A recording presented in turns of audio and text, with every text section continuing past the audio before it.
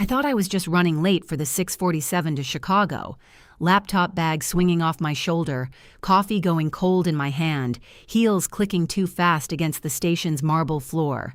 I had no idea that the moment my phone slipped from my fingers and skidded across the tile, a stranger was going to look straight through me and say the only words that would save my life. She handed it back without a smile, without a preamble, without any of the small social theater we use to soften things we mean completely. Her eyes were dark and still and absolutely certain. "Don't get on that train," she said. "Go home now. Hide in a closet. Don't ask questions. You'll understand everything later." I almost laughed. I almost said thank you and walked away. I did say thank you, but I never used my ticket. My name is Sarah Ellison. I am 34 years old, and until the Tuesday morning I am about to describe, I would have told you, honestly and without irony, that I had a good life. Not a spectacular life, not the kind that makes other people lean in at dinner parties, but the kind that feels solid under your feet. An apartment in a quiet neighborhood in Philadelphia with a kitchen I had slowly made beautiful over 3 years, a job I was genuinely good at as a content strategist for a mid-sized communications firm, a relationship with a man named Daniel that had lasted 4 years and felt, most of the time, like a warm, reliable thing. I had a best friend named Priya who made me laugh harder than anyone. I had a houseplant named Gerald who had survived 2 winters and a near miss with root rot. I had a commute I had turned into something I almost looked forward to. Good headphones, a podcast I loved, exactly 11 minutes of walking through the city before I descended underground. The Chicago trip was for a conference. 2 days, a hotel I was quietly excited about because it had a rooftop bar with a view of the lake, a panel I was presenting on Thursday afternoon. I had spent 3 weeks preparing the slides. I had packed the night before, organized by category: clothes, toiletries, chargers, the small zippered pouch with business cards that Daniel had teased me about as I labeled it with a Post-it note. He had been sitting on the edge of the bed watching me pack, in the way he sometimes did, half watching, half on his phone, present in body and partially absent in attention. I had not thought much of it at the time. Daniel was often partially absent in attention. I had come to think of it as one of his textures. He kissed me goodbye at 7 that morning. A real kiss. Not the distracted, routine kind, but the kind where he put his hand on the side of my face. I remember thinking it was nice. I remember thinking, he's going to miss me. The station was Union Station, and it was doing what Union Station always does at 7:15 in the morning, functioning as a contained chaos of briefcases and rolling suitcases and people eating breakfast sandwiches while walking at a pace that suggested genuine emergency. I had my ticket on my phone. I had my seat assignment. I had 22 minutes to spare, which, for me, constitutes running late. I was moving fast across the main hall, weaving through the current of commuters, already mentally on the train, already at the hotel, already in Chicago. I don't know exactly when my phone fell. One moment it was in my hand, the next I heard it, the specific stomach-dropping sound of a phone hitting a hard floor. And I spun around, already calculating damage, already preparing myself for the spider web of a cracked screen. It hadn't gone far. It was lying face down about 4 feet behind me, and a woman was already bending to pick it up. She was old, I would say mid-70s, maybe older, with the kind of age that doesn't diminish presence, but concentrates it. She was small, with dark skin weathered by decades of sun, white hair braided and pinned, wearing a long skirt in deep red and rust that pooled slightly around her feet, a dark shawl over her shoulders despite the warmth of the station. She had rings on most of her fingers, not costume jewelry but old pieces, worn and personal. She picked up my phone with one careful hand, turned it over, and looked at the screen, which was, miraculously, uncracked, and then looked up at me. Her eyes were extraordinary, dark brown, almost black, and absolutely without hurry. The entire station was hurrying. That is what stations are, fundamentally. and she was not. "Thank you," I said, already reaching for it. "I really appreciate—" She held it for a moment longer, not aggressively, just held it and looked at me, with an expression I could not immediately name. Not pity, not alarm. Something more like recognition, like she was confirming something she already knew. "Don't get on that train," she said. I blinked. "I'm sorry?" "The train you're running for. Don't get on it." She placed my phone in my hand. Hers were warm. I remember that specifically, how warm her hands were. "Go home, right now. When you get home, go to a closet, a small room, an interior room, and stay there. Stay quiet. Don't ask questions. You will understand everything later." I stared at her. I was aware, in a peripheral way, of people flowing around us. We were a small island of stillness in the middle of moving water. I was also aware that I had 16 minutes until my train, that my panel was in 32 hours, that my hotel had a non-refundable deposit. "I appreciate the—" I didn't know how to finish the sentence. "Are you all right? Is there something I can—" "I am fine," she said, simply, without offense. "I am telling you what I know. What you do with it is yours." She looked at me one more second. Then she turned and walked away. Not hurriedly, not slowly, just steadily. And within about 30 seconds, the crowd had absorbed her completely, and I was standing alone with my phone in my hand. I stood there for what felt like much longer than it probably was. Then I started walking toward the platform again. I made it to the gate. I was second in the line to board. The attendant was scanning tickets, and I was watching the phone screen, waiting for the barcode to come up, and I was thinking about the woman's eyes, that absolute stillness in them, that complete absence of the need to convince me. And I stopped thinking about my slides and my hotel and my panel, and I thought, instead, she was not performing. Whatever she said to me, she meant it. There was no theater in her, no supplication. She didn't ask me to believe her. She just told me. I stepped out of the boarding line. The woman behind me said, "Oh," in mild surprise and moved around me. The attendant glanced up. I moved to the side, pressed my back against the cool tile wall, and stood there while the rest of the passengers filed past. I don't know how to explain the decision, even now. I am not a superstitious person. I don't read horoscopes.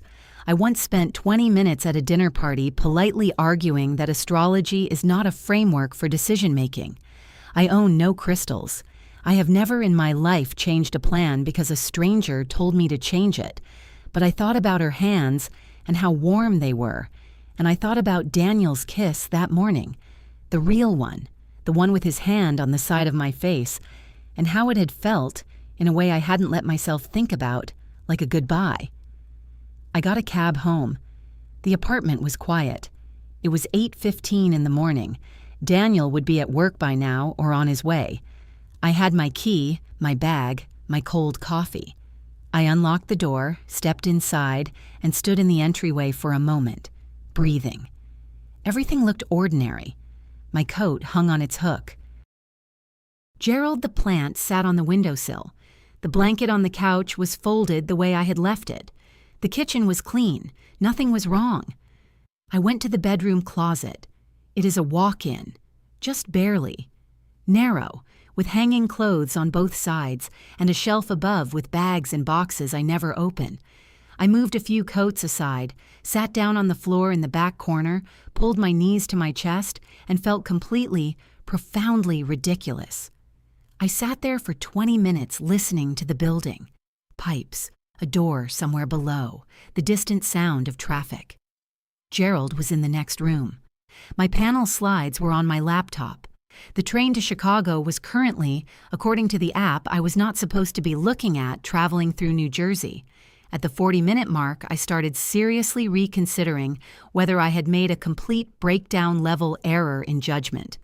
I was 34 years old, and I was sitting on the floor of my own closet because an old woman at a train station had told me to.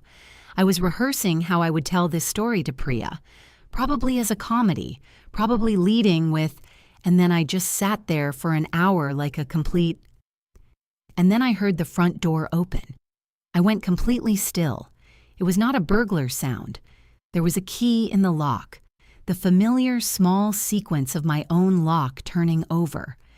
Someone who had a key. Daniel had a key. Daniel was at work. My heart started before my brain did. The rate picked up. The chest tightened. Some animal part of me knew that the sound was wrong before I could articulate why. I heard his voice, speaking low, already mid-conversation. "Yeah, she's gone. Train left at 7:47. I watched it on the app." A pause. "No, I know, but we have the whole day, okay? The whole day." Another pause. Then a laugh. Quiet, private. The kind of laugh I had heard him use with me in the early years. "Just come up, I'll buzz you." Silence. Then footsteps. Him moving toward the window, I guessed, to buzz the intercom. I sat on the closet floor and felt the world rearrange itself. The sequence of comprehension was almost clinical in its tidiness. He thought I was on the train. He had checked. He had watched the app to confirm my departure.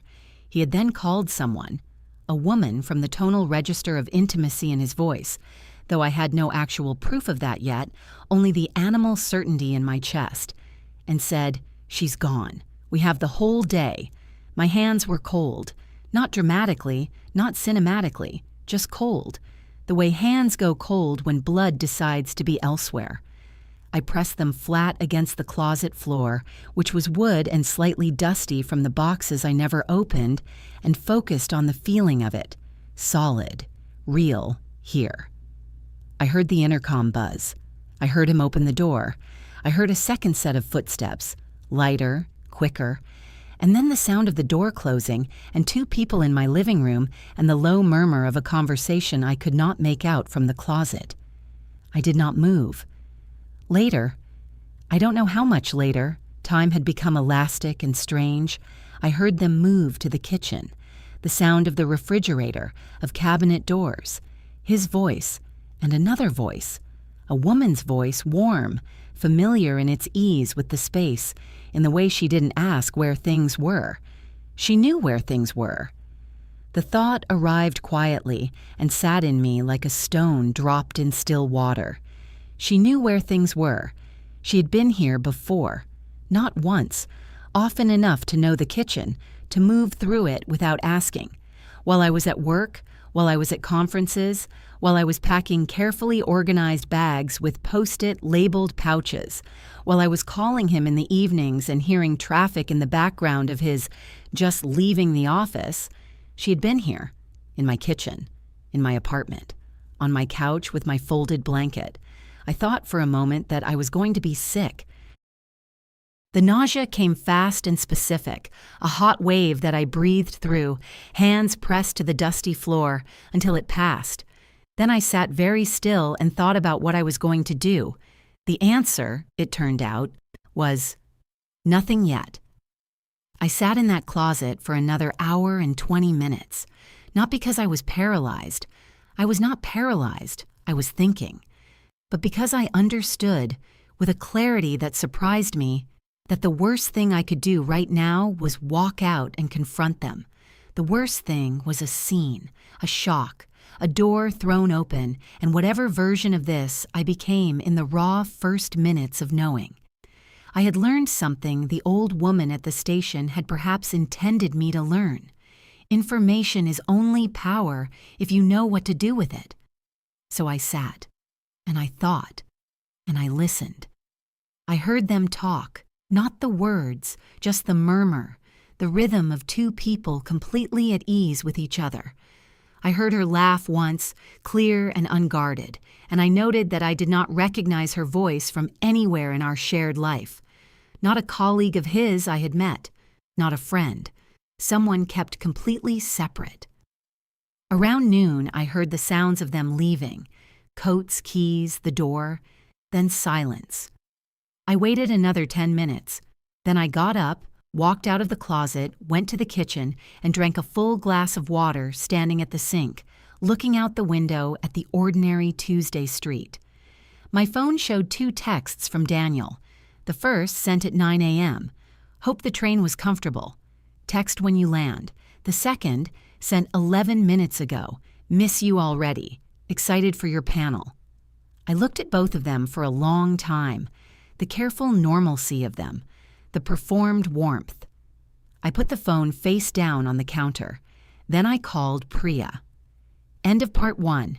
In part 2, Sarah begins methodically building the full picture, uncovering how long this has been happening and with whom. Daniel returns home not knowing she never left. The confrontation that follows is quiet, surgical, and devastating, and there is one final twist that changes everything. Sarah thought she understood about the last 4 years, the kind of revelation that doesn't arrive loudly, but sits down heavily and refuses to leave. Priya answered on the second ring, the way she always does when she is at her desk and not in a meeting. Quick, slightly distracted, already mid-something. Hey, aren't you supposed to be on a... I didn't go, I said. I need you to listen to me for a minute. There was a small pause, the pause of someone recalibrating from casual to attentive. I had heard it before from her, but always in situations that turned out to be manageable. She didn't know yet that this was different. Okay, she said. I'm listening. I told her everything. The phone, the woman, the closet, the voice through the door. I told her about Daniel checking the app to confirm I was on the train. I told her about the other voice in my kitchen and how she knew where things were. I told it all in sequence, in the flat, even tone I had apparently decided to use, and when I finished, Priya was quiet for 4 full seconds. I counted them. Sarah, she said. Don't say anything soft, I said. Please.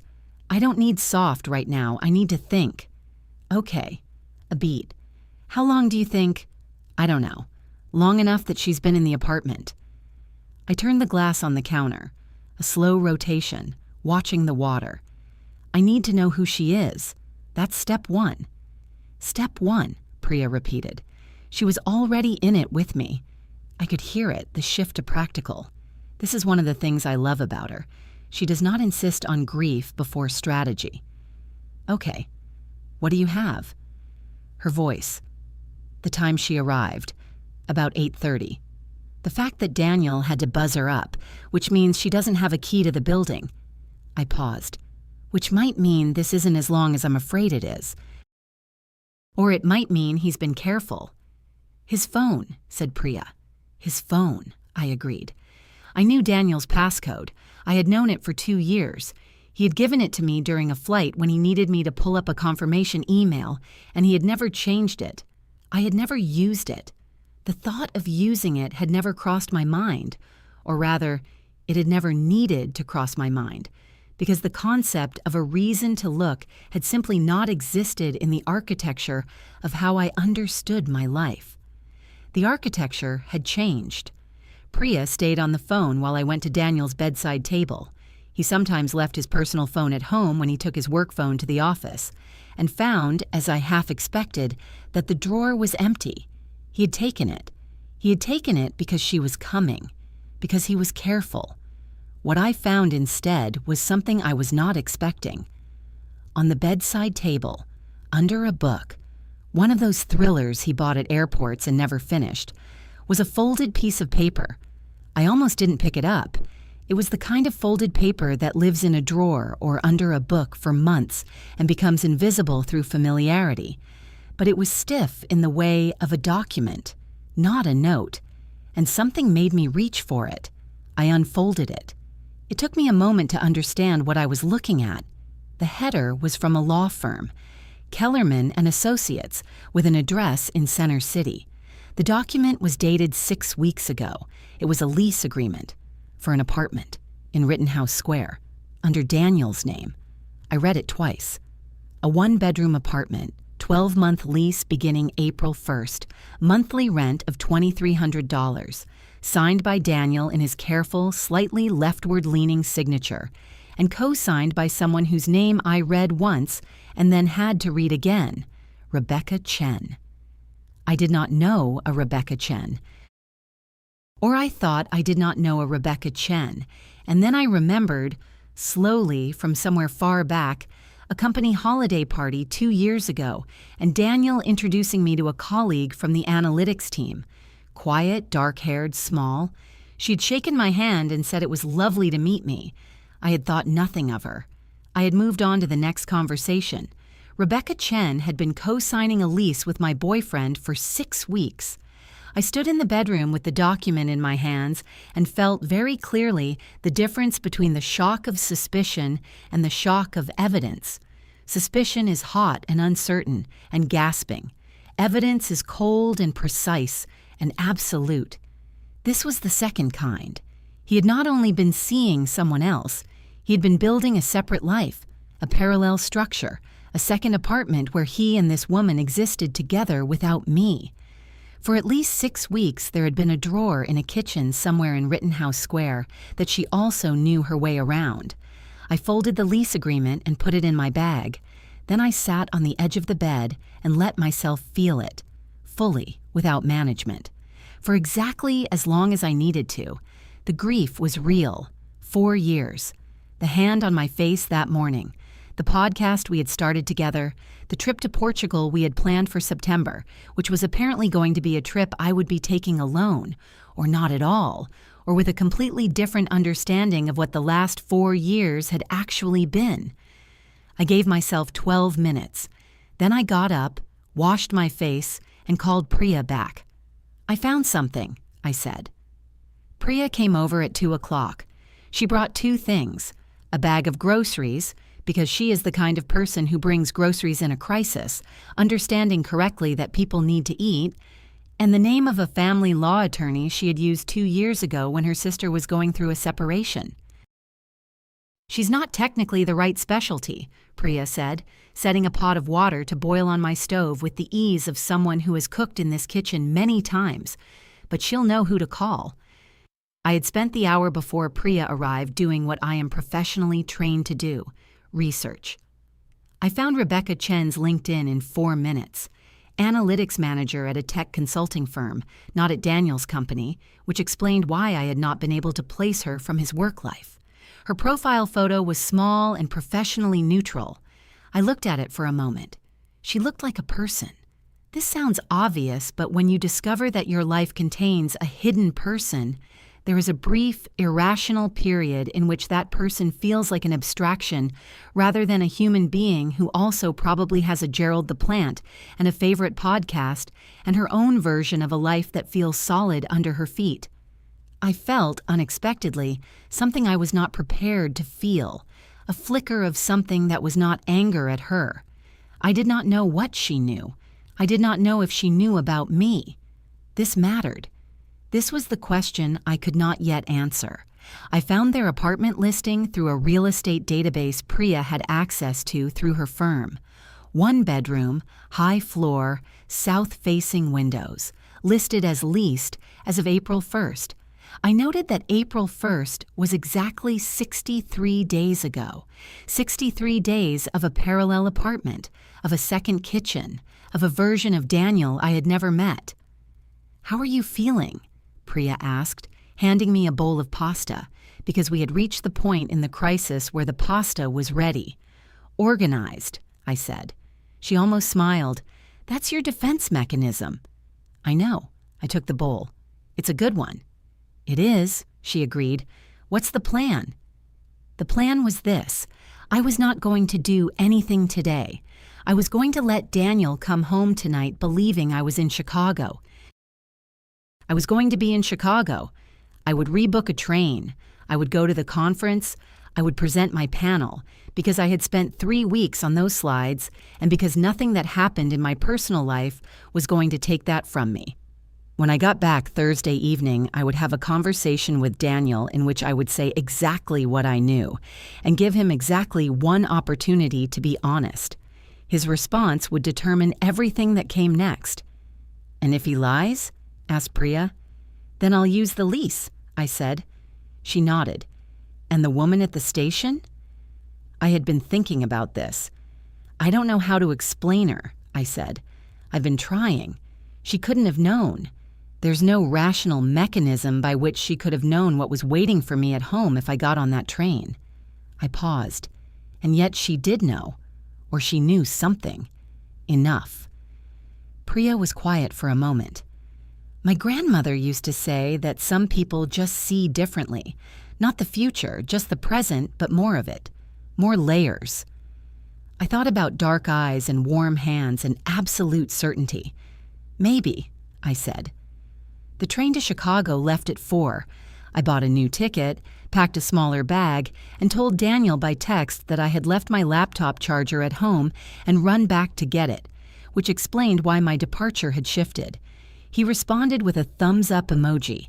I sat on the train with my forehead against the window, watching Pennsylvania become Ohio, and thought about nothing useful for most of the journey. At some point, I fell asleep and dreamed about Gerald, which even in the dream I recognized as avoidance. The conference was fine. I was fine. I have always been good at the specific performance of competence in professional settings. It is one of my less attractive qualities and one of my most useful ones. I presented my panel on Thursday afternoon to an audience of about 60 people and received 3 business cards and one genuinely interesting follow-up question that I engaged with for 20 minutes afterward. During the networking reception, someone refilled my wine glass without asking, which I would normally have found intrusive and instead found oddly touching. I did not call Daniel. He texted twice, once on Wednesday night, "How's Chicago?" and once Thursday morning, "Good luck today, you'll be great." And I responded to both with single sentences that were technically accurate and emotionally empty. He did not notice, or he did not say he noticed. On Thursday evening, I got on the train home. I arrived at the apartment at 9:47 p.m. Daniel was home. I could see the living room light from the street, and his coat was on the hook by the door when I came in. He was on the couch with his laptop, and when he heard the key, he looked up with an expression that was warm and unguarded and entirely convincing, and said, "Hey, you're back," and stood up. He looked exactly like himself. This was, somehow, the hardest thing. "How was it?" he asked, crossing to me, reaching for my bag. "Good," I said. "Sit down, Daniel." Something shifted in him, small, almost imperceptible, the way a room changes when the light flickers for half a second. He kept his expression, but his eyes did the thing I now recognized from that morning 4 days ago. They went somewhere slightly internal, slightly calculating. He sat. I sat across from him, not beside him, the coffee table between us. "I need to tell you something," I said, "and I need you to let me finish before you say anything." I took a breath. "I didn't get on the train Monday." A pause. "What do you mean?" "I mean I turned around at the station, came home, and was here from 8:15 until about 3:30 in the afternoon."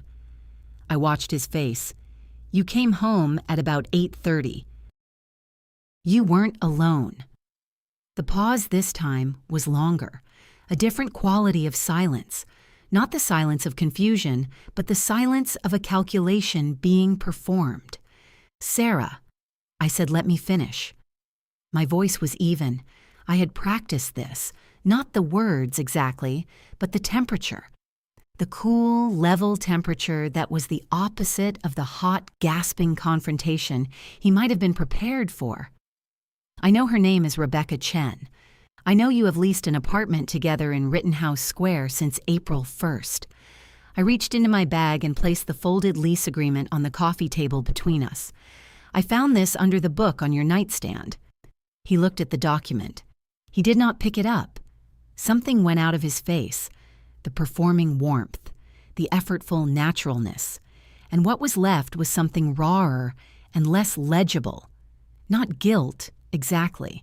Something more complicated, like someone who has been carrying a heavy thing for a long time and has just had it taken from them and isn't sure yet whether to feel relief or shame. "How long?" I said. "Sarah, how long, Daniel?" A very long silence. "About 14 months, he said. 14 months. 14 months ago, I had been planning a Christmas trip to Vermont. 14 months ago, we had renewed our lease. 14 months ago, I had introduced him to my parents. Again. at a birthday dinner, and they had said afterward that they really liked him, that he seemed solid. "Did she know about me?" I said. He looked at his hands. At first she knew I was in a relationship, that it was complicated. A pause. After about 6 months, she thought we had broken up. The second layer. He had not just been seeing someone else, he had been managing the story, constructing a version for her in which I no longer existed. For at least 8 months, this woman had been living in a reality where she was not the other woman, where she was, in fact, the only woman. "Does she know now?" I said. "That you're still here? That we never—" "No," he said quietly. I sat with that for a moment. "So you've been lying to both of us simultaneously," I said. "Different lies, but both total." He didn't answer, which was its own answer. "Daniel," I said, and my voice was very quiet now, quieter than I had expected it to be. "I want you to understand something.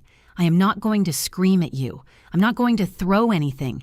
I am going to ask you to leave this apartment tonight because it is on my lease and not on yours, and I am going to ask you to take what you need for the next 2 weeks. After that, we can arrange the rest." I looked at him steadily. "And you are going to call Rebecca Chen and tell her the truth tonight. Because she has done nothing wrong except trust you, and she deserves to know." He looked up at me. "How are you this calm?" he said. And in his voice there was something that sounded, of all things, like pain. "Because I've had 4 days," I said, "and because I know what I know."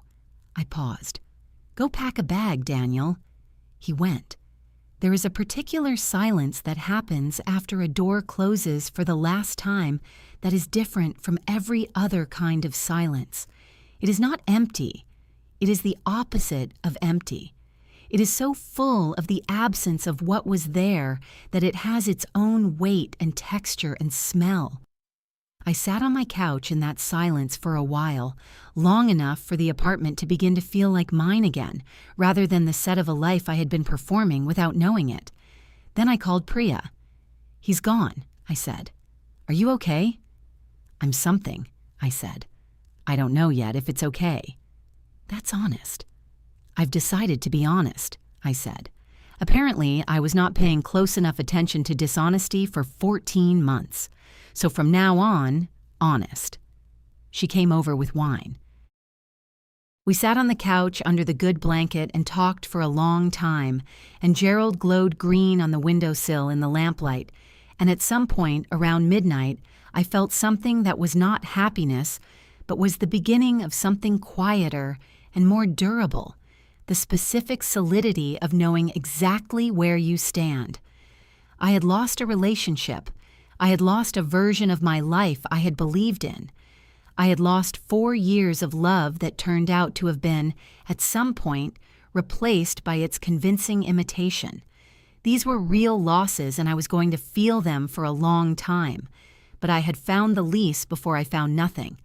I had come home instead of sitting in Chicago while he brought someone into my life without my knowledge. I had 4 days to think before he walked through the door, so that when he did, I already knew who I was in the conversation and what I wanted from it. I owed that to an old woman with dark eyes and warm hands who had said exactly what she needed to say and asked for nothing in return. 3 weeks after Daniel moved out, I went back to Union Station. It was a Saturday morning, and I was taking the train to New York. Priya had a friend with an apartment, and there was an exhibition at the Met. I had been meaning to see for a year and had spent 11 months saying I would get to eventually. I bought my ticket, arrived early, and walked through the main hall the way you walk through a place you are looking at properly for the first time. I did not expect to find her. I found her anyway. She was sitting on one of the wooden benches in the central hall, not far from where she had picked up my phone. Same dark shawl, same rings, same quality of stillness. She was eating an orange, pulling it apart in sections with neat, unhurried fingers, and she was looking at the light coming through the high windows. I stood for a moment uncertain of the etiquette of this particular reunion. Then I walked over and sat down beside her. She looked at me. No surprise. Of course, no surprise. The train you didn't take, she said. Yes, I said. She offered me a section of orange. I took it. It was sweet and cold and exactly right. You understand now, she said. It was not a question. Yes, I said. I understand now. I paused. How did you know? She was quiet for a moment, looking at the light. I didn't know the story, she said at last. I never know the story. I only know when something in a person is about to break that shouldn't break yet, when there is still something to be done. She ate another section of orange. I saw it in you. You were running so fast you were about to run past the thing you needed to see. I thought about that. You told me to hide in a closet, I said. I told you to be still, she said. The closet was specific to you. I didn't know the closet. I thought about that too. I don't know your name, I said. She smiled then. For the first time, a full smile that arranged all the lines of her face into something warm and a little amused. No, she agreed pleasantly. You don't. My train was being called. I stood, and she looked up at me, and the sun through the high windows made everything gold and particular. Thank you, I said. Go live, she said. That's all the thanks. It is July now. I am sitting on the fire escape of my apartment. Technically, I am not supposed to sit on the fire escape, but I have been doing it for 3 years, and nothing bad has happened. With iced coffee and my laptop, working on a project I am genuinely excited about for the first time in longer than I want to admit. The city is warm and specific and all around me. Gerald is visible through the window, thriving, green, recently repotted into a container 2 sizes larger, because he has apparently decided it is time to expand. I haven't spoken to Daniel since the week he came to collect the rest of his things. It was quiet and logistical, and fine. He looked, when he left the second time, like someone carrying the particular weight of having done something he cannot undo. I felt for him, briefly, which surprised me. Then I closed the door, and I made tea, and I sat on my own couch in my own apartment. And I was all right. Rebecca Chen called me once, a week after everything. She had found out the whole story by then, and she called to apologize, which she did not owe me and which cost her something. I told her she had nothing to apologize for. I meant it. We are not friends. But we are 2 people who were both, in different ways, lied to for a long time. And there is a strange, specific solidarity in that which I think neither of us expected. I think about the woman at the station sometimes. I think about the section of orange and the absolute calm in her eyes and the way she said, I only know when something in a person is about to break that shouldn't break yet. I think about the fact that she told me to go home, but she did not tell me what I would find there. She gave me the conditions for finding it myself, which is a very different thing. She gave me 4 days. She gave me stillness. She gave me the space to arrive at what I needed to know without running past it. My ticket to Portugal is still in my email, unredeemed. The dates were September 17th through the 24th. I looked at it last week for a long time. Then I looked up solo travel itineraries for Lisbon and spent an hour happily reading about neighborhoods I hadn't considered and rebooked for one. It will be the first trip I have taken entirely on my own terms, with no itinerary adjusted for someone else's preferences, no restaurant chosen by consensus, no half attention on someone else's face to see if they are enjoying it. I am going to enjoy it enough for 2.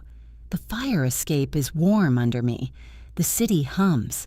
Gerald is growing toward the window glass as if he knows the light is out here. Maybe he does. Maybe some things just know where the light is and move toward it, steadily, without drama, the way good things do.